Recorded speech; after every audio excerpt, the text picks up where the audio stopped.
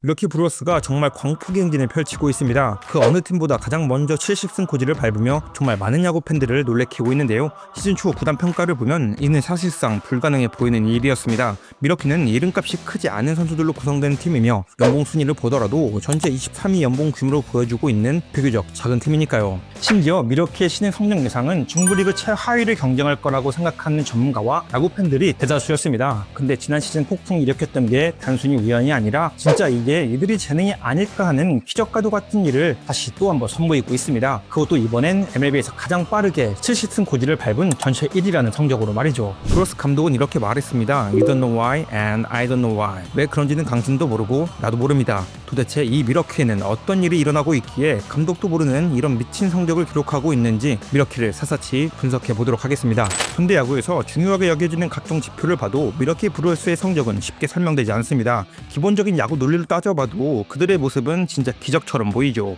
그 예로 8월 밀워키의 성적을 보시면 8월의 첫 경기인 8월 2일 워싱턴전부터 8월 11일 매치와의 전까지 9연승을 기록했는데 근데 이게 단순한 9연승이 아니었습니다. 팀의 간판 태다라고 할 수 있는 잭슨 추리오가 햄스트링 부상으로 이탈되고 팀의 선발 한 축을 담당하고 있던 미드로스키도 이탈되고 중위 선수인 살프렐릭 또한 부상으로 3경기밖에 나오지 못한 상황이었으니까요. 그런데도 그들은 워싱턴전 수입, 애틀랜타전 수입, 그리고 매치전 역시 수입을 만들어내며 내셔널 서브팀들을 그냥 아주 개박살을 냈습니다. 워싱턴과 애틀랜타는 뭐 그렇다고 치더라도 매치는 그렇게 쉬운 팀이 아닌데 밀워키가 올해 정말 얼마나 강력한 팀인지 짐작이 되는 연전이었다고 생각됩니다. 그리고 그것이 바로 올 시즌 밀워키의 방식입니다. 누가 뛰든 상관없이 팀의 승리 방정식을 그려낼 수 있으며 내가 안되면 네가 할 수 있는 팀이 바로 밀워키 브루어스입니다.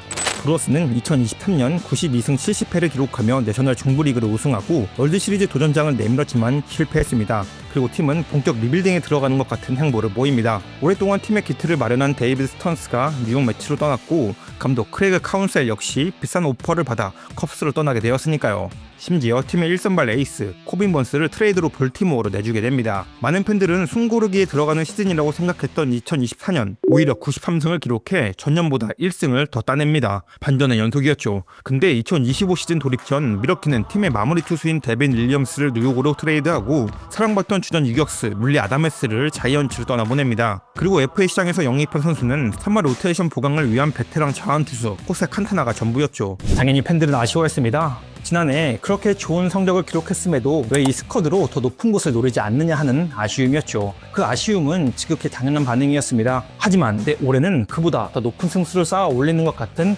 페이스를 보이고 있습니다.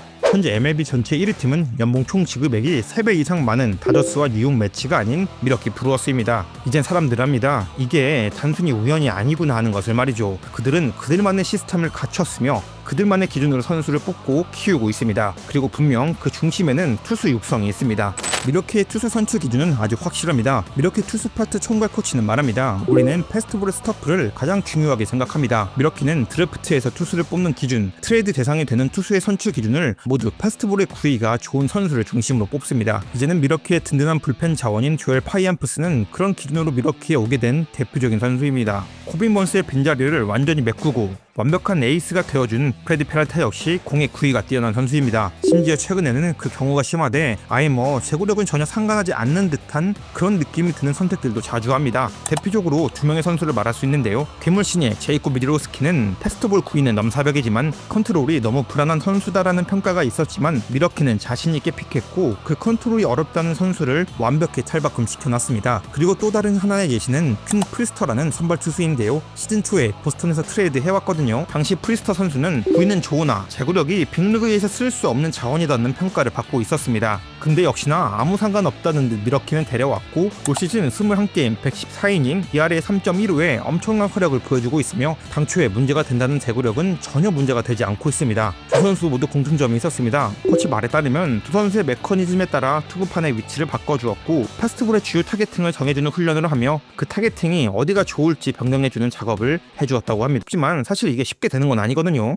그만큼 미러키 내부적으로 아주 잘 정립되어 있는 투수 성장 시스템이 있다, 그렇게 평가할 수 있을 것 같습니다. 브랜든 우드러프, 호세 퀸타나, 프레디 페랄타, 퀸 프리스터, 로건 핸더슨, 그리고 미즈로스키로 구성되어 있는 단단한 선발 구성은 그들의 시스템이 잘 작동하고 있는 가장 큰 증거라고 할 수 있겠습니다. 다저스 선발진 연봉의 25분의 1도 안 되는 가격으로 말이죠.